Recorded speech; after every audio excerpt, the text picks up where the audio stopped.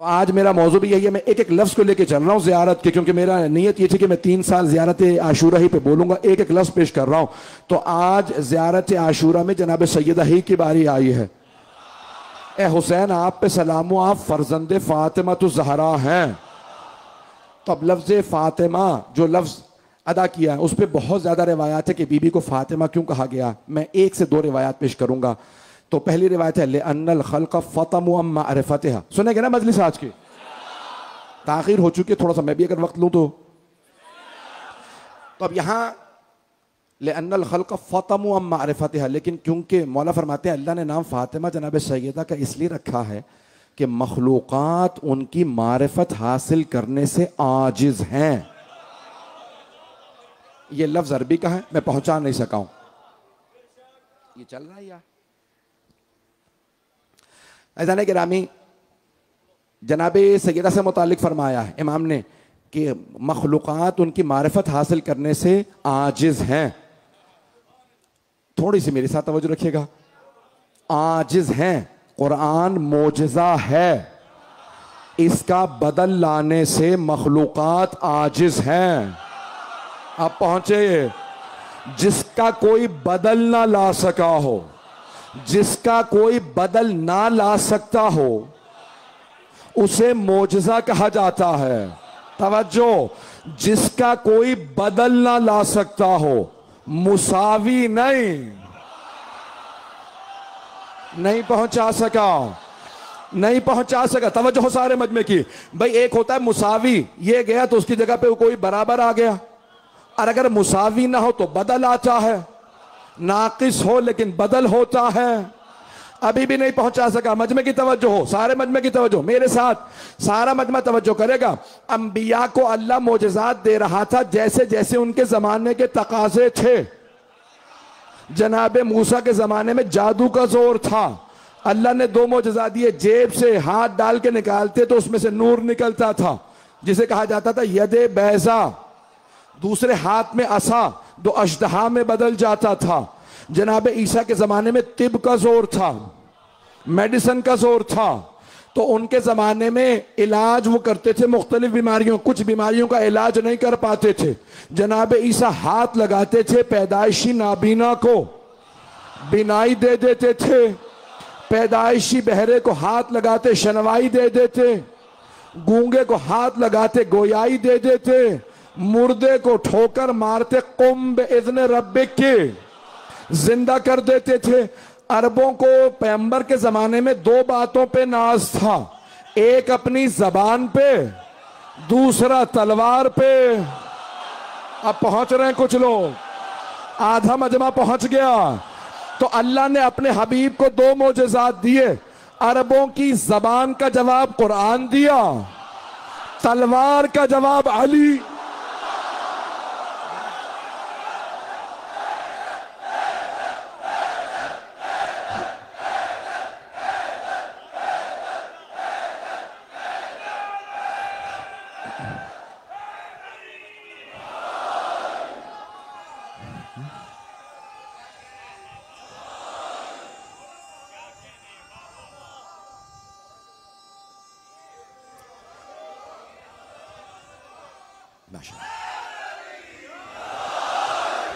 चलते रहिएगा। तो अब जैसे जैसे तकाजे थे वैसे वैसे अल्लाह मोजज़ात देता रहा। तवज्जो। तो अब अल्लाह ने रसूल खुदा को 2 मोजज़े दिए। एक का नाम है कुरान सामित, दूसरे का नाम कुरान नातिक। पता नहीं मजमा है या नहीं, ये मैं नहीं कह रहा, मौला ने खुद कहा था जब 500 कुरान नेज़ों पे उठाए गए और एक ने कहा कि कुरान का वास्ता अली रुक जाइए, मौला ने कहा कुरान ले लो, जंग जारी रखो। कहा या अली वो कुरान का वास्ता दे रहा, कहा अगर ये कुरान को मानता होता तो जंग पे ना आता। पता चला कुछ लोग दिखावे पे कुरान लाते हैं, मानते नहीं है।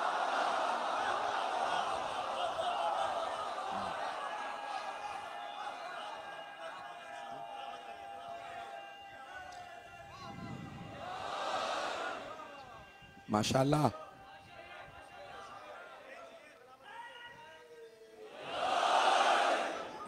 तवज्जो रहेगी मेरे साथ? तो अब अज़ीज़ान गिरामी, यहां पे पैगंबर इस्लाम जनाब अमीर ने कहा भाई ये कुरान सामित है, खामोश कुरान है।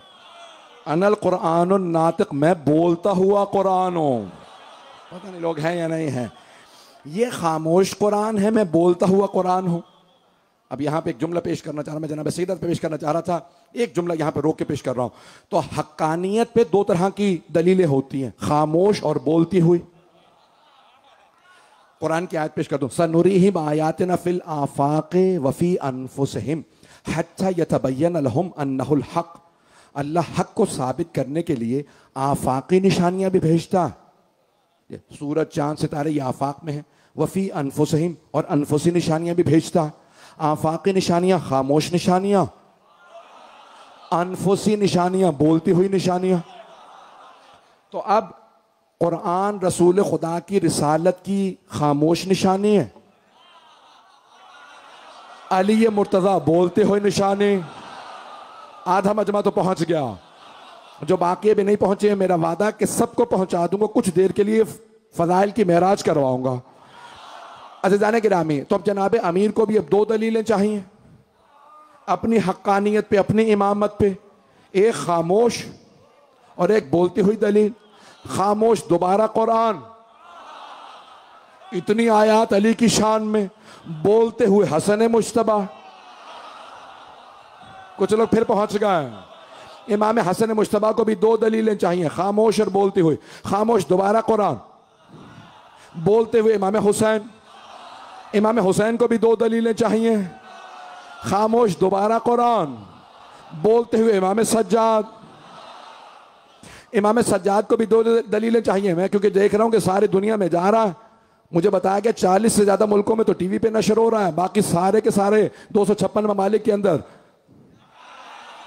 तो मैं सोचा हूं कि तबर्रुकन में 12 इमामों के नाम ही ले लूं, जिन्होंने नहीं सुने वो भी सुन ले।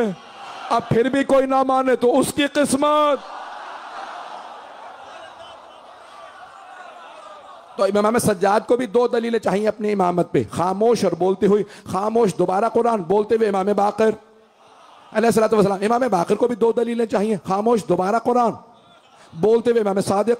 इमाम सादिक को भी दो दलीलें चाहिए, खामोश दोबारा कुरान, बोलते हुए इमाम काज़िम अलैहिस्सलाम। इमाम काज़िम अलैहिस्सलाम को भी दो दलीलें चाहिए, खामोश दोबारा कुरान, बोलते हुए इमाम रज़ा अलैहिस्सलाम। इमाम रज़ा अलैहिस्सलाम को भी दो दलीलें चाहिए अपनी इमामत पे, खामोश दोबारा कुरान, बोलते हुए इमाम तक़ी अलैहिस्सलाम। इमाम तक़ी अलैहिस्सलाम को भी दो दलीलें चाहिए, खामोश दोबारा कुरान, बोलते हुए इमाम अली नक़ी अलैहिस्सलाम। इमाम अली नक़ी अलैहिस्सलाम को भी दो दलीलें चाहिए, खामोश दोबारा कुरान, बोलते हुए इमाम अस्करी अलैहिस्सलाम। इमाम अस्करी को भी दो दलीलें चाहिए अपनी इमामत पे, खामोश दोबारा कुरान, बोलते हुए इमाम मेहदी अलैहिस्सलाम। इमाम मेहदी अलैहिस्सलाम को भी दो दलीलें चाहिए अपनी इमामत पे, खामोश दोबारा कुरान। अब समझ में आया अल्लाह ने ईसा को क्यों उठाया था।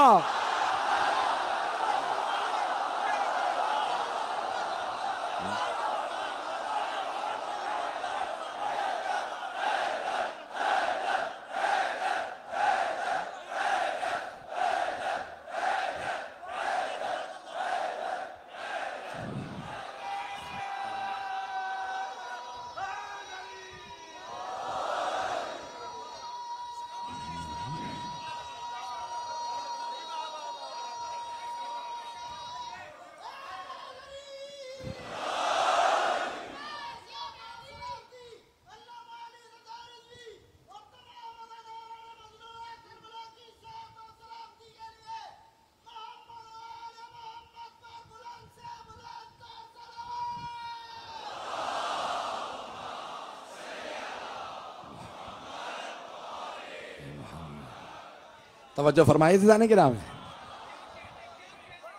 अल्लाह के हर फेल में कोई हिकमत है, और ये भी तमाम मुसलमानों की किताबों में है, खुद सही बुखारी में भी है। सहाबा ने पैगंबर से सवाल किया, या रसूल अल्लाह, जब अल्लाह के नबी ईसा और आपके 12वें वसी जनाब इमाम मेहदी दोनों मौजूद होंगे एक ही वक्त में, तो नमाज कौन पढ़ाएगा? तो पैगंबर इस्लाम ने फरमाया, इमामुकुम मिनकुम, तुम्हारा इमाम तुम ही में से होगा। गुज़श्ता उम्मतों में से नहीं। इमाम ज़माना खुद कहेंगे चचा बिस्मिल्लाह का आपके होते हुए मैं, तो फिर समझ लेना उम्मत आल के सामने आते नहीं।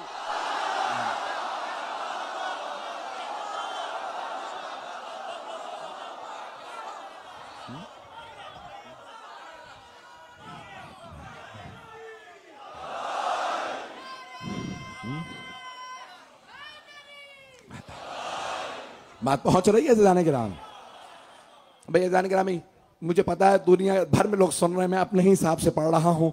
मुझे डेली इतनी फरमाइशात आ रही हैं, रोज़ाना इतने लोग भेज देते हैं, ये भी पढ़ दीजिए, ये भी पढ़ दीजिए, ये भी पैगाम है, ये भी पैगाम है। अब सबको राज़ी करने से बेहतर यही है जनाब सैयदा को राज़ी कर लो। बात पहुँच रही है ज़ाने गिरामी? तो अब जनाब खातून जन्नत कौन है? मैंने ये सारी तमहीद बांधी। पैगंबर इस्लाम ने फरमाया कि अगर अली ना होते तो मेरी बेटी फातिमा का कोई कुफ ना होता। आदम वमा दूना, अगर किसी का रुतबा आदम जितना भी होता, नहीं है मजमा, आदम वमा दूना, चाहे आदम हो या उनके अलावा कोई नबी हो, किसी का भी इतना भी रुतबा होता ना जितना आदम का या किसी और नबी का, तो वो फातिमा का कुफ ना होता। वो जो टीवी पे गए थे और दलील ना दे सके कि अली अंबिया से, यही हदीस पढ़ देते कि कोई नबी फातिमा का कुफ नहीं सिवाय अली के।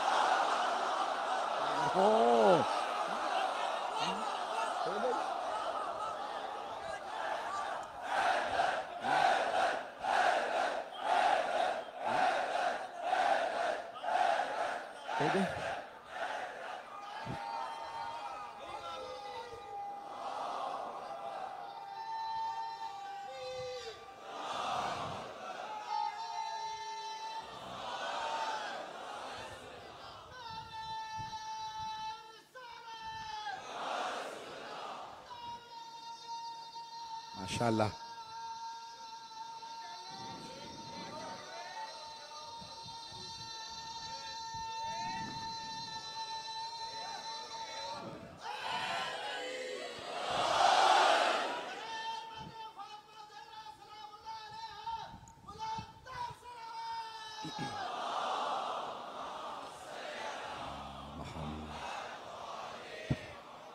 बात पहुंच गई है? घबरा तो नहीं गए? तभी ये तुमको कहना तो नहीं गुजर रही बात मेरे? तो जाने कि रामी इतनी दलील हैं तो जनाब सैयदा खातून जन्नत हैं। एक रोक के जुमला पेश कर दूं यहाँ पे, तो ये तमाम शिया सुन्नी उलमा ने लिखा, कुल्लमा दखला अलैहि फातिमा, जब भी जनाब रिसालत माब सल्लल्लाहु अलैहि वसल्लम की बज़्म में जनाब सैयदा दाखिल होती थी, आमा इलैहा, तो आप उनके लिए खड़े हो जाया करते थे। तमाम शिया सुन्नी उलमा ने लिखा है कि जनाब रिसालत माब जनाब सैयदा के आने पे खड़े हो जाते थे। मैं एक जुमला पेश कर रहा हूँ। आप देखते हैं ना कि घर में वालिदैन आते हैं तो बच्चे खड़े हो जाते हैं, और अगर खड़े नहीं होते तो खड़े हो जाया करें। इस पे दाद आनी चाहिए थी। इसका मतलब है कुछ यहाँ बैठे हैं जो अभी तक खड़े नहीं होते वालिदैन के लिए। वालिदैन आए तो ताज़ीम में खड़े हो जाएं। एक मेरा तमाम अपने नौजवान बच्चों के लिए, भाइयों के लिए एक पैगाम है, चाहे बुजुर्ग हो, वालिदैन जितने भी बूढ़े हों, जब भी वालिदैन आए, जितनी दफा आए, उनके लिए ताज़ीमन खड़े हो जाएं। हर दफा में इतने गुनाह माफ होंगे। और अगर गुनाह नहीं है, कोई मैं भी बच्चा हूं, गुनहगार नहीं है, किसी ने जनाब अमीर से कहा मौला मुझे इतना पैसा चाहिए, इतना। मौला ने कहा कितना? क्या कहा गिन ना सकूं। तो मौला ने कहा वालिदैन का एहतराम किया कर। कहा मौला इतना नाम चाहिए, इतना कि मैं गिन ना सकूं कितने जानते हैं। कहा वालिदैन का एहतराम किया कर। नहीं है मजमा? उसने 6 चीजें मांगी, वक्त नहीं है, 6 चीजें मांगी। मौला ने हर बात पे कहा वालिदैन का एहतराम किया कर। कहा या अली हर चीज में वालिदैन का एहतराम का अगर समझ में आया होता तो ये सब कुछ पहले से तेरे पास होता।